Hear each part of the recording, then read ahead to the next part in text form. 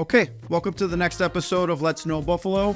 Joe Sorrentino is my co-host, and today we have a friend of mine, Tony Mastrangelo. Yeah, that's right. Better known as to some friends, and going back maybe 15, 20 years, Tony Mamaluke. So if you recognize that name. Not that long. Not that long? 12 years. Okay, we guesstimated. You're close. But why don't you tell us about your company right now, and then tell us how you got started.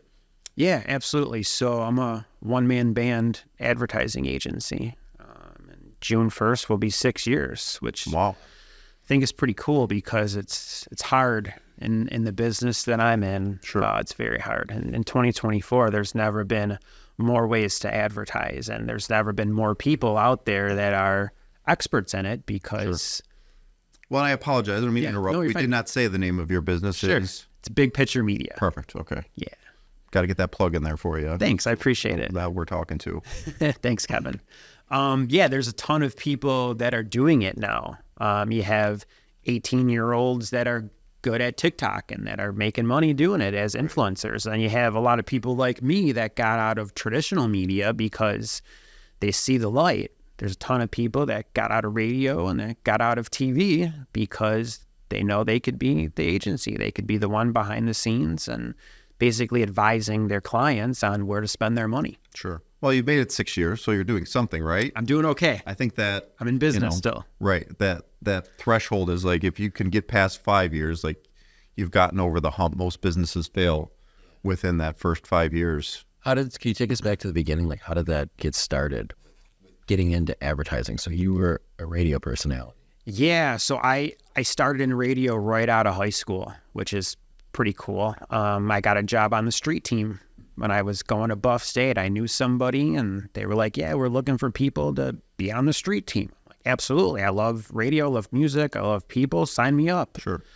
And that was my college experience. So what did that, I guess we say street team, what did that entail? Sure. So I would be at station events, right? So promotions. Be at a car dealership, spinning a prize wheel, taking pictures, giving out T-shirts, stuff like that. That's where I started. And at that point, the group that I was at, they had 7 stations, which is cool. So I was, one day I'd be at a car dealership. The next day I'd be at a credit union. So, it was diverse and I learned a lot doing it. Wasn't about money when I was 18. It was just cool. Well, if you're starting in radio, I know it's not about money. Absolutely not. Absolutely not. Was that something you wanted to take that path and be an on-air personality? Yeah. So as I got a little older, I became friends with one of the DJs and I was like, wow, I want to do what he's doing. Like, this is just hearing him crack the mic and just be himself and have fun. I was like, I want to do that. That seems great. So did you get on air at like 3 a.m. in the morning? Yeah. Like I couldn't even imagine that first time. Yes. Just doing this is terrifying, right? But terrible. To be where actually people hear you other than... Yes. So then usually when you have like your new people, it was 2 a.m. to 6 a.m. That was the shift that you start out on, which was great. But yeah, I stuttered and I have it on tape, believe it or not, on tape. Stuttered the whole time. It was terrible, but it was cool. Like I remember my friends calling in, hey, Tony, Mamaluke, whatever. Yeah. We stayed up to listen to you. And this is back when MySpace was big. I'm getting messages on MySpace. Oh, can you play a song? It was cool. You playing music that you actually liked? I was in top 40 at the time and I loved it. I was there for, when I was a kid, I listened to that station. I called in and voted. I requested songs and it was a dream, in my early 20s to do that. It was a lot of fun.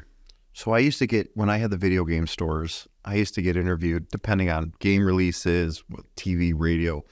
And for the most part, I let my either managers or COO go on air because I just hate being put on the spot, being interviewed, stuff like that. And Shred and Reagan, we were talking about a new game release. They asked me a question about a certain game that was coming out, and dude, I had no fucking clue what they were talking about. I mean, I was so far behind the scenes at this point where it was just, I was working on the business and I made up some bullshit. And as soon as I walked out of the office, one of my managers was listening to it and he's literally shaking his head. And I'm like, what, that didn't sound good? He's like, dude, you had no idea what you were talking about. And I rambled on, lied through my teeth, had no idea, but I was put on the spot, and I just rolled with it. And yeah, Great promotion for. Yeah. Hey, what game did you play, I was Kevin? terrified afterwards. I was so embarrassed. I'm like, God, I hope nobody was listening to that. Well, one thing I learned from being in radio is that if you make a mistake, don't acknowledge it. Just own it. Because a lot of people may not even know that you made a mistake. I would assume that 90% of the people had no idea. They just you do go, the background right? noise. But that small percentage of people that knew that I was full of shit was just like, That's great. nobody ever said anything to me about it. So it is what it is. Fake it till you make it sometimes, right? Absolutely. Yeah, you did okay. And lie. I don't mean that. I don't mean that. That's a sound bite. Oh, right there. no. That's a it's sound bite. right there. deny, right? It's not lie. Guys, I love you, honey. I don't mean it. Good save. Taking this all deeper and deeper. Anyways, where we're at. So where did the name, so your on-air personality, how, like, is that something that, I know a lot of the on-air personalities, they have changed their name, whether first name, nickname, last name. Where did Tony Mamaluke come from? It was Irish family. funny. Close. Very close. Irish. You got the first letter right. Irish, Italian. It was when I met that one DJ that I referred to that was like a mentor to me. We were at a remote. It was at a Bison's game. I'll never forget. It was the first time I ever met him. And I was just like, hey, man, I'm Tony. Nice to meet you. And he was just like, Tony Mamaluke. Just like, what? And I was like, okay. And everybody started calling me Mamaluke. I wasn't even on the radio at that time. I was still on the street team at events. Oh, that's and wild. the name stuck. And, at that time, it took me a couple years, but I was really, practicing, trying to get better. I was in production for hours on, Friday nights, Saturday nights, working on my tape, as you would call it. Mm-hmm. And I was just I felt like it was meant to be. It was right. It was, if you don't know, it was an old wrestler. I was just going to say, there was an old professional wrestler. Yeah. Yeah. So that's probably where you got it from. But Okay, nice. When I first heard your name on the radio, I thought I was like, what? is that him? What is he doing in Buffalo? Why is Tony Mamaluke not wrestling? It's funny. And when you were doing that, like, people would meet you. This is what you look like? Because they hear your voice. And they're like, oh, I was expecting some, 40-year-old fat dude. And at the time I was 25 and skinny. So it was, very different. Oh, that's great. It was fun. In my 20s, it was great. It was something that I would never give up. I learned a lot. I had so much fun. Tons of access. Yeah. You start out overnights and then you're doing weekends, right? You're on 6 o'clock on a Saturday night, which is cool. Sure. And then you're filling in during the week, counting down the hottest 10 songs in Buffalo. That was amazing. Curious, I've always wondered, people on the radio, like, if you're, say, doing a weekend spot, Yeah. like, it's not your full-time job. No. So what else were you doing at that? So that's a very good question, Joe, because I was young. I was, in my 20s, and, at that time, got paid $7 an hour, right? And you're on the air for 4 hours. You make $30. Wow, $30. And I realized a lot of the other DJs, how they made their money is they worked in bars. They spun at clubs. So I was like, okay, I really need to do that because I need to start making some money. Right. And the one guy who was kind of in charge with, getting all the guys club gigs, he's like, if you get 3,000 friends on MySpace, I'll get you a bar gig. I'm like, okay, great.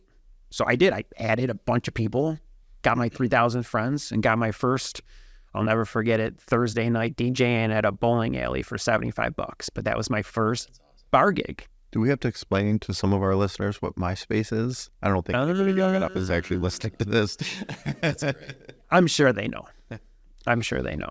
But yeah, that's how that went, to make ends meet. I was working in bars, 3 nights a week, which in your mid-20s, it's great. It's a lot of fun. You make a lot of friends. Right. You get to network, and I know a lot of people. But what I was realizing as I was getting older is like, this isn't attainable. I don't want to be 40 in a bar, talking to 20-year-old girls. And I don't want to be, when My wife probably doesn't want that either. No, I brought this up to her the other day. I was like, honey, I kind of miss, DJing, and I miss being on the radio. I was like, I would never get back into it. Sure. She was like, if you were still doing that, I don't even think this would work. Like, she knows that lifestyle, you know, especially when you want to have a family. You guys, you know, you guys have families, you know how it is. That time on the weekends, you know, I couldn't imagine giving up 4 hours on a Saturday to make even $100. That time with my family is so important. Just doing one of those old shifts from 2 to 6, like you're fucked for 3 days after that. Oh, yeah. And then at the time, I was still doing promotions. So I would be on 2 to 6. And then if there was a Bills game, I had to go do the tailgate and stand there in the cold and give out samples for whoever. So, yeah, but it kind of get back to where I was talking is that I didn't want to be a 40-year-old dude DJing in a bar instead of settling down and having family time. Sure. So I was like, How old were you when you realized this? I was about 25, 26. And I was like, how do I get like a full-time gig here? What do I do? And I'm like, well, you know, the morning show's been here for 30 years. They're not going anywhere. They just hired Ryan Seacrest to do middays, which, you know, a lot of jobs are being taken away by that because you can get, you know, somebody that works in Chicago for 10 grand instead of paying somebody who lives in Kenmore 50 grand. So many stations are doing that now, which is taking away jobs. So there's less opportunities. So I'm like, yeah, I'm not going to get a full-time gig here as much as I want it. So I looked in the parking lot and everybody who had nice cars was in the sales department. So I'm like, I'll do sales. I can talk to people. Yeah. I know the product. I'm personable. I think going back to what you were saying before, being in the bars and clubs and stuff like that, now you're networking, right? And meeting people and, you know, for what it's, I mean, Buffalo's 1 degree of separation. And it's really about who you know and your contacts, right? And I guess that probably goes for everywhere in the country. It's who you know, not what you know, right? Absolutely. And Buffalo's like that. So I thought I would be really good at sales. Yeah. So I go to them. I'm like, can I do sales? And they're like, Tony, we love you. You're a great kid, but you don't have any sales experience. Sure. Okay. All right. Like what am I going to do? So I got the idea to do my own agency. Like I'll do Team Mamaluke and I'll stay on the radio on the weekends and I'll sell. I'll make the commission. It'll be great. Yeah, I thought that was a good idea, but it definitely rubbed some people the wrong way. I'm going to say, was corporate like, no, you can't do that? They're like, what are you doing? So, you know, shortly after I started doing that, I was making the salespeople mad. I was making the DJs mad. Everybody was mad about it. Yeah. And they let me go. And I'll never forget it. I was 27. I just turned 27 as a day after my birthday, and they called me. And they're just like, yeah, we're eliminating your position. Like, what do you mean? And then the week later, there was some other girl just on my weekend spot. I'm like, really? I was devastated. I thought for sure the turn was going to be, they saw you doing that. So they were like, all right, we'll give you a shot at sales then since you're being proactive and doing it on your own. No. That's crazy. No. I mean, I know this guy's controversial nowadays, but, you know, growing up, I was a big fan of Jay-Z. And when he couldn't get a record deal, he started his own record company, Rockefeller Records. So I was like, if you're not going to hire me to do sales, I'll do it. I'll be Team Mamaluke and I'll do my own. Yeah. But it backfired. I got fired. I lost my, you know, that was my whole career. I started there. I was 18. I was 27. They let me go. And I was sad. But, you know, this is something I learned from my mom.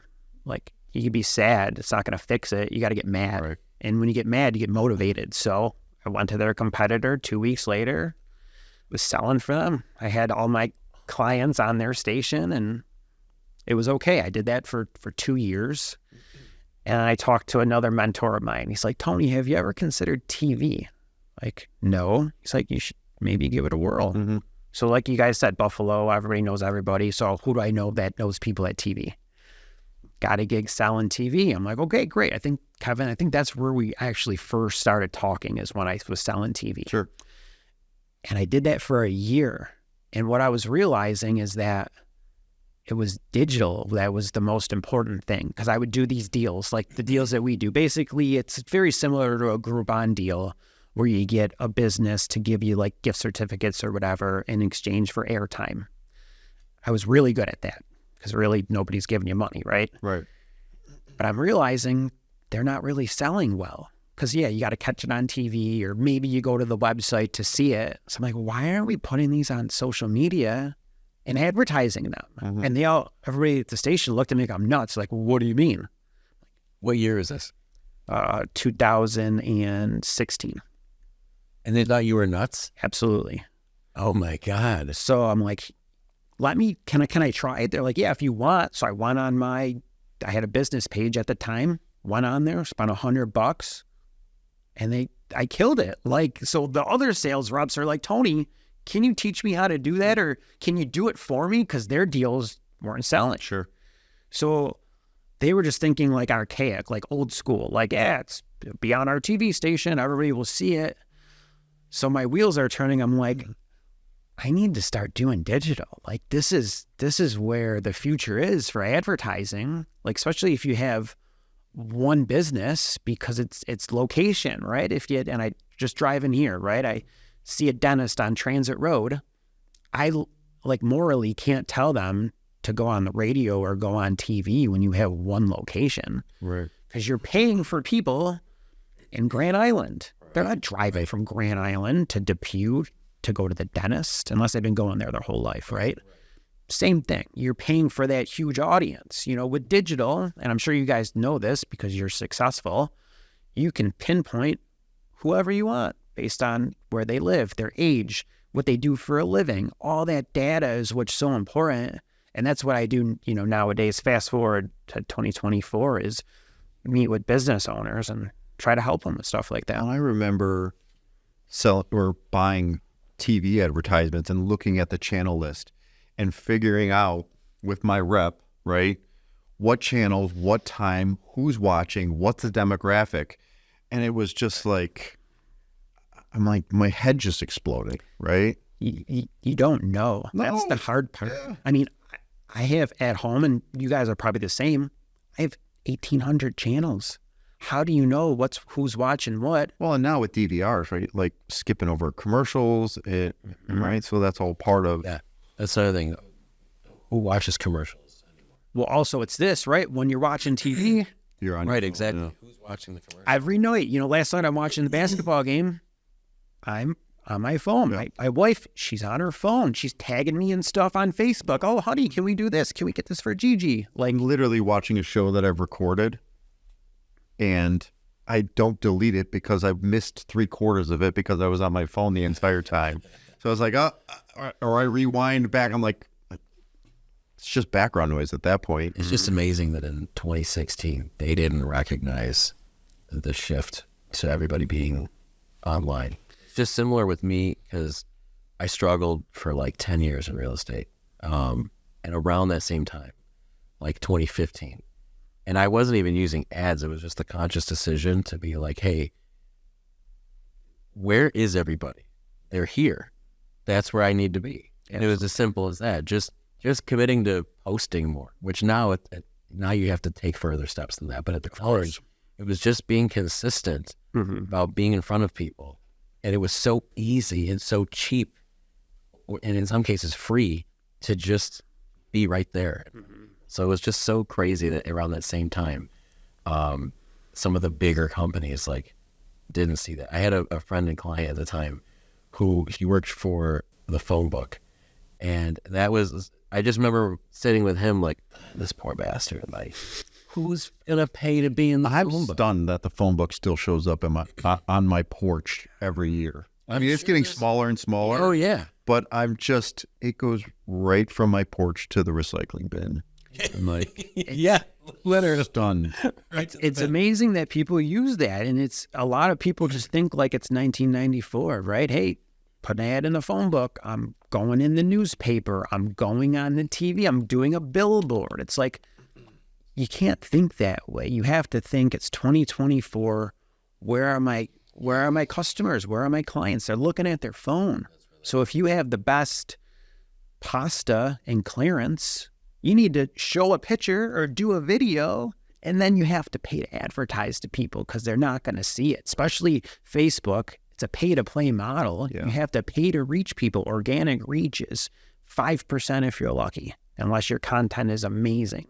If your content's amazing, good for you. Like, you have a gift, but mostly it's not. So you have to pay to reach certain people. But it's like that on, a lot of different channels. I mean, YouTube is the second biggest social media, site in the world, which I'm sure you guys know. With me watching your podcast on YouTube, it's awesome. So, all right, I think we got off track a little bit. So you see that shift. You're starting to do the stuff on social media. Yeah. So how long after that do you just decide to leave where you're at and go on your own then? So I left TV, and I knew a buddy that I worked in radio with. He saw the light way before I did. So he started his own social media agency, because it's the same thing. He's like, why am I telling my radio clients to spend $100,000 a year on radio when I know that I could pack their place if they spend a little bit on Facebook? Mm-hmm. So he was an early adapter. He's great. Learned so much from him. We were buddies. He gave me a job. But that was the hard part, is we were buddies, right? So sometimes it's hard to work for somebody when you're friends, because you think of each other as friends, not necessarily a boss. And we're still cool to this day. We talk, we refer people to each other. It was something where I needed to go out on my own. And I kind of thought of it like Jerry Maguire. I'm sure you guys are familiar with Jerry Maguire. He wanted less clients, more service. That's how I am. I'm one person. I never want 100 clients. Like, there's big agencies, they have hundreds of clients. They do very little work for all of them. Me, I have 10 clients. I could probably handle 1 or 2 more. That's by design, because they know if they text me, I'm getting to it today, not tomorrow. If it's Saturday night at 8 o'clock and somebody says, how much is this? I'm going to be on my phone answering that. That's the personal service that I think is important, and frankly, you need it nowadays. And I think that's a huge selling point, right? Is saying, hey, I'm there when you need me. And that goes for any industry when you're in sales. I think you probably know a little bit about the team mentality in real estate, right? Not that I talk shit about teams, but listen, you can say, hey, listen, I've got a full team of people that I'm going to give you, and we're all going to work on this. Where my pitch is like, hey, it's me, and I'm going to be there every step of the way, right? So again, it's all about sales and how you pitch it.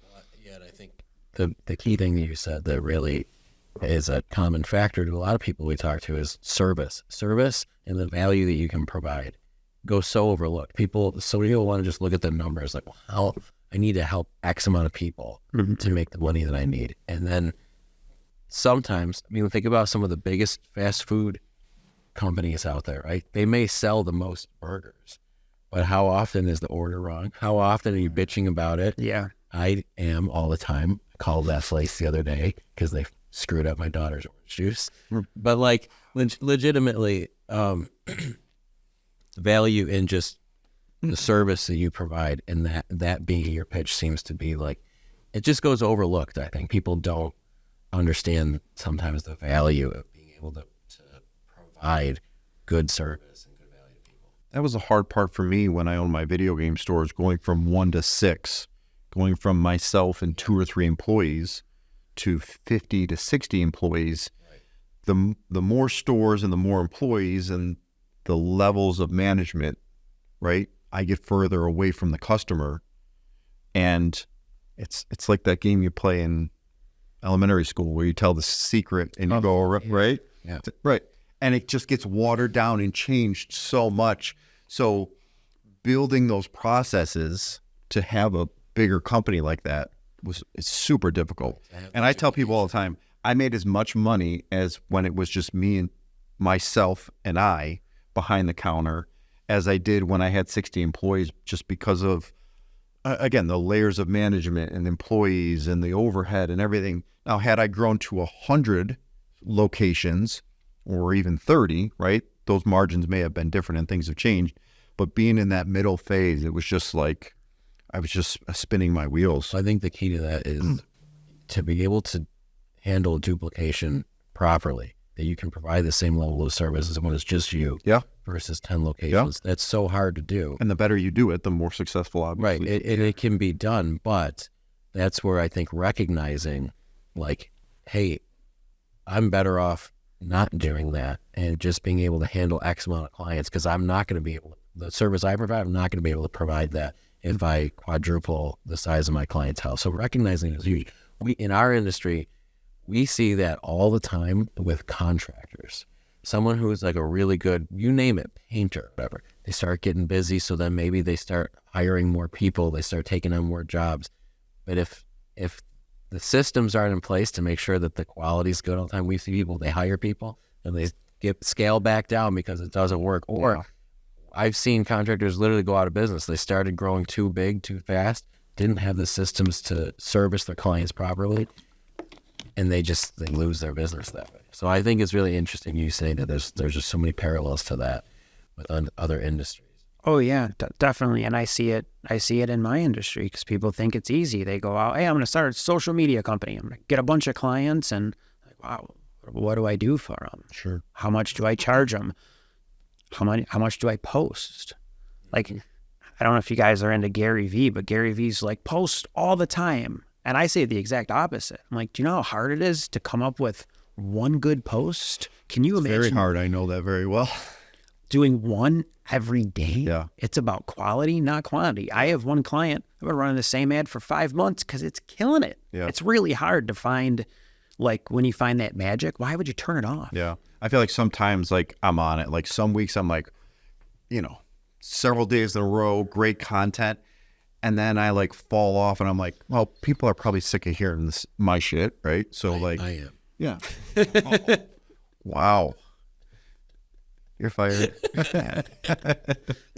But you know what I mean? Yeah, there's that critical balance of trying to figure out what's too much, what's not enough. And again, ask 10 experts out there and you're going to get 10 different answers, right? Oh, yeah. Everybody has a different theory. And, there's some people that are right and some people that are wrong. And it's about results. And a lot of people say, all right, if I invest this, what am I getting? Really, I can't tell you because it's not magic, right? Sure. I'm not going to do an ad tomorrow and your business is going to change overnight. It's what specifically is your company focusing on, like today where we sit? So it's just helping people with strategy, right? Everybody's having problems right now, getting business with this economy. It's tough. Sure. So and there's so much competition, right? So, specifically, say we talked about the restaurant business, like everything shifted because of COVID. DoorDash is huge. All those third-party places are huge. So you have to reinvent yourself. You have to do takeout. You have to do your own delivery. You have to negotiate with those sites, but you have to also stay relevant and it's attention, right? You're fighting for people's attention. Think about all of us in the room today. We're all really busy doing a million things for our business and our family and our friends. We're not thinking of other businesses, right? Mm-hmm. They need to tell us, remind us why they're great. Whether it's a service business or a restaurant or a dentist or anything, why should we consider working with them? So it's talking to your existing customers, reminding them, hey, we're here, we're great, here's why, but also attracting new business by, hey, maybe you've never tried this before. Do you know we're great? Here's the reason why. So that's one of the things that I struggle with, again, being in sales, right? You're taking care of your current clients, but then you need to obtain new clients. So you're planting those seeds for the future. And that constant, like, it's a rat race, right? You never stop prospecting. No. Yeah. And it's tough, especially when you're, Kevin, like when you're a one-man band, you can only handle so much, right? So yeah, like right now I'm prospecting because I can handle maybe 1 or 2 accounts, but I can't handle 10 more. Right. So as much as, I need to do cold calls and network and meet with people, I can't grow to 20 accounts because then, like you said, Joe, the service is not going to be there. I'm not going to be able to do it. And I like that having that family time at 5. I'm home for dinner at 5:30 every night. I'm with my family on the weekends. Like, that's important to me. Then there's always the balance, too, where it's like, oh, I don't want to take on X amount more clients because if I lose that time. But then if your clients move on or they're done, then you're scrambling again. It's a tough balance. Do you find... Are the algorithms constantly changing on social media? Because I was just having a conversation this morning with another agent that when I would promote a video, like for a listing, I hit several in a row where I would get like 10 to 20,000 views. And then recently with the same ad spend and everything I was doing, like it's not nearly as much. And I'm just like, what? Like something's clearly changed. Or another thing when you mentioned about some of those social media gurus, Like Grant Cardone talks about that stuff too, like just all the time posting. I feel like if I post multiple times in the same day, I get way less likes and engagement when I'm doing that.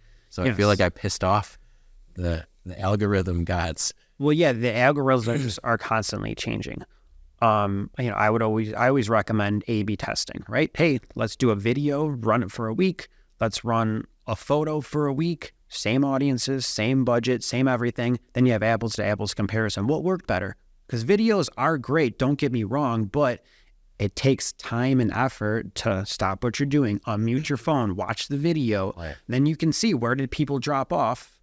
Get to the point. Sometimes a picture, bam, you got a nice picture of a steak dinner. Sometimes you just throw the steak in front of it. You get 500 likes and 20 reservations. Like there's so many different things that you can try. And it's always changing, right? And you can't just do the same thing over and over because people get sick of it. So I'm not going to do the same post that I did a year ago, unless you have that one thing, like I said, for that, I have that one ad that I can't turn off. That's the exception to the rule. But posting every day, absolutely not. That's the worst thing you could do because your last post, it needs time. It needs 24 to 48 hours for Facebook to optimize it so the right people will see it. Mm-hmm. And I've talked about Facebook a lot. Facebook is still the king no matter what people tell you. TikTok is not it.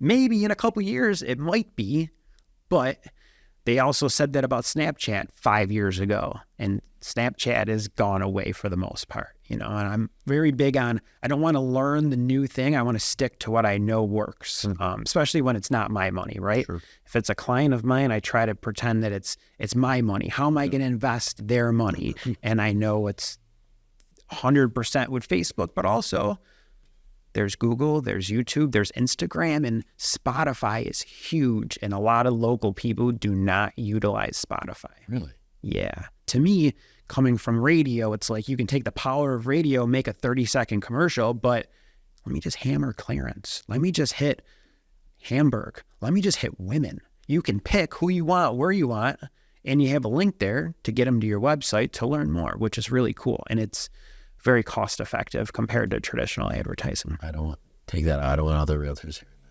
hearing that. That's one of the things actually we run into with our industry. I don't know if you've ever worked with any realtors because of the fair housing laws. They've minimized. We can't target anymore like we used to. We have to do a 15-mile radius, which it's a weird thing because I understand, with fair housing laws, we don't want to discriminate, obviously. But if you have, a $1 million house in East Aurora, why should that be spread out for everyone? Why you should be able to target that, I think. Or if you just sold a house more in a certain area and you want to let those people know, you're not allowed to do that. I know that that's a Facebook rule. Yeah. I'm not sure about Google. I don't think it is elsewhere, but it's YouTube or Spotify. There's a little, there you go, guys. There's other ways, right? And I think, there's so many people just, hey, let me post a video. Let me do a awesome aerial video. That's great, but you're fighting for their attention and you got to get them in the first couple seconds, right? And if you care about, you got to find out what your customers care about, right? Do they care about what the roof looks like from 400 feet in the air? Maybe, but maybe they care about the master bedroom. I don't know if you can say master anymore, but the prime, what is it called now? I don't think you can say master bedroom. I say master bedroom. I don't know. You could? I haven't gotten canceled. Primary bedroom. Okay, on HGTV, they say primary. Yep. Maybe they care about that. Maybe they care about the kitchen. I would say an awesome picture, and this is just me personally, but an awesome picture of that could do way better than an elaborate, crazy video because you grab their attention immediately. I get a lot.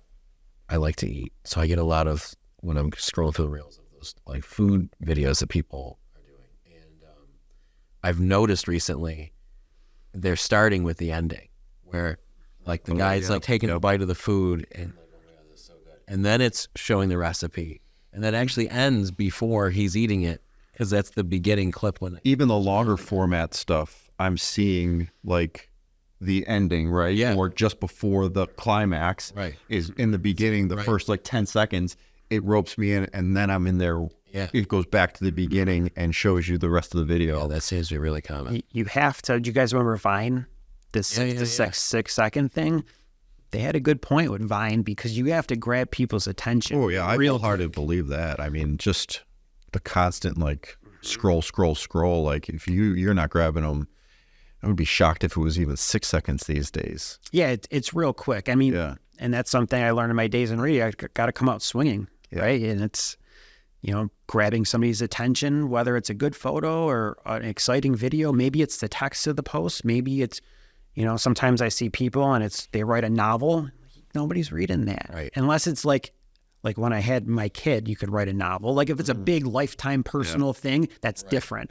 But if it's, hey, I'm telling you about a cheeseburger and it's a novel, nobody's reading. Absolutely. You send me an email more than a paragraph or 2-3 sentences, I'm done. Yeah. That's how most people are. People are busy. Yeah. And I'll tell you, I'm a sucker because, the wait to see what happens or wait till the end and I'm waiting and then nothing happens. And I'm like, See, I'm the opposite. If you're telling me I have to wait and I see it's like a 4-minute video, I'm done with you. I'm not necessarily, not necessarily it's the 4-minute video, but even like the 30 or 45-second reel that they say, wait till the end or, Yeah. and then I'm there. People don't want to wait. Even when I do proposals for people, if I have a 10-page proposal, 9 out of 10 people flip to the end. They want to look at the price. Right. Which is just interesting. Hey, can you give an example of maybe an ad that you helped someone run for their business that surprised you how successful it was? Was there something that like caught you by surprise? You're like, I can't believe what a home run that was. Yes. And I'm not going to say the business, Sure. but it comes down to the strategy. And like, that's one of the things that I pride myself on is helping people come up with a strategy, because anybody can go on your phone, do a Facebook post, pay $10 a day and run an ad. Right. But what I bring to the table is creativity, worth ethic, experience, what I've learned over the years. So I had this new client. I go there for a content shoot. I take a bunch of pictures. I get back to my office and I'm like, all these pictures are 50-plus-year-old men. 50-plus-year-old men don't want to look at other 50-plus-year-old men. So I'm like, I have to do another content shoot. Let me text my wife, her cousin, she was my girlfriend at the time, and 3 other people that I know that are good-looking women. Hey, stand there, hold a drink. Stand there, hold something. Pretend like you're playing a game. So I use them in the ads like they're customers, and it worked. I've had the same strategy for years, because what is a 50-year-old guy? Hey, he wants to see a pretty 30-year-old girl. So what you're saying is sex sells. But in the right way, right? They're not in bikinis laying on the bar, but they're just smiling and having a good time. So it's that strategy that I put in the content marketing with their other stuff. It doesn't say, hey, come meet me, but it just says, hey, I'm having a good time here. And that worked because it's about getting attention. What did that do? It grabbed people's attention, and it still does.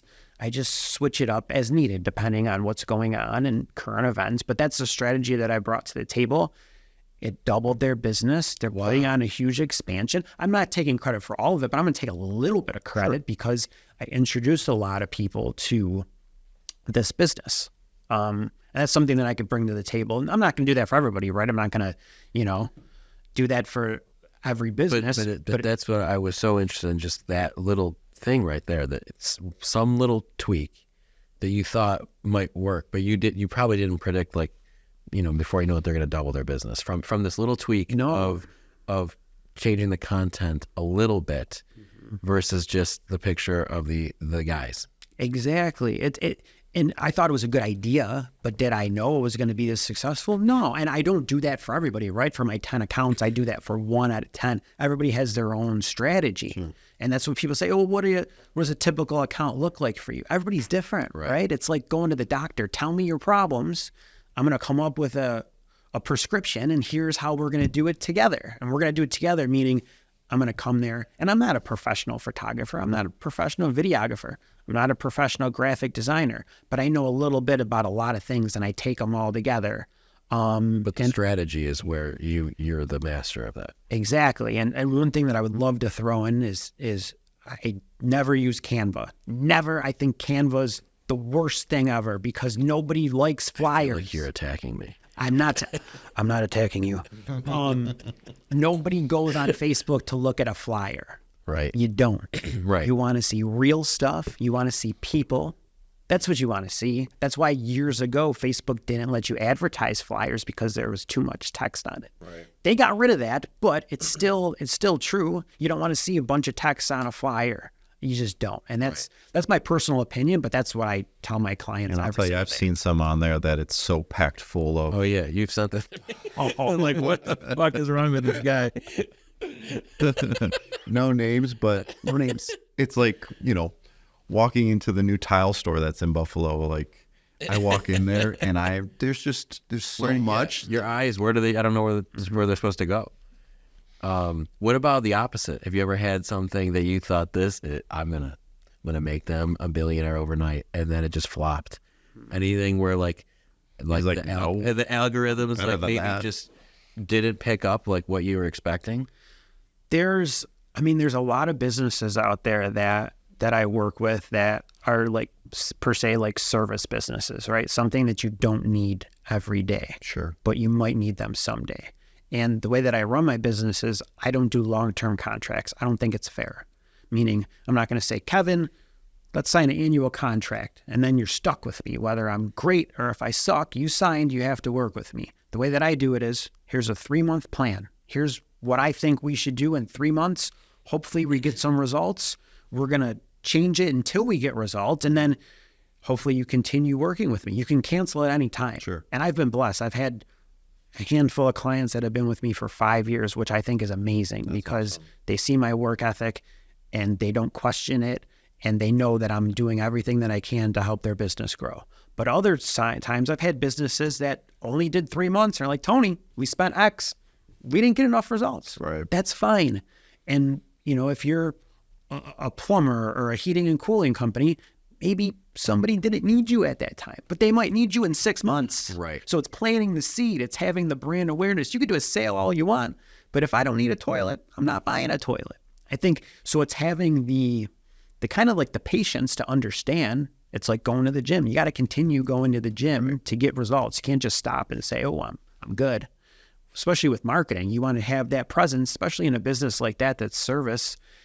One day I might need you. Who's top of mind? Oh, I saw this ad.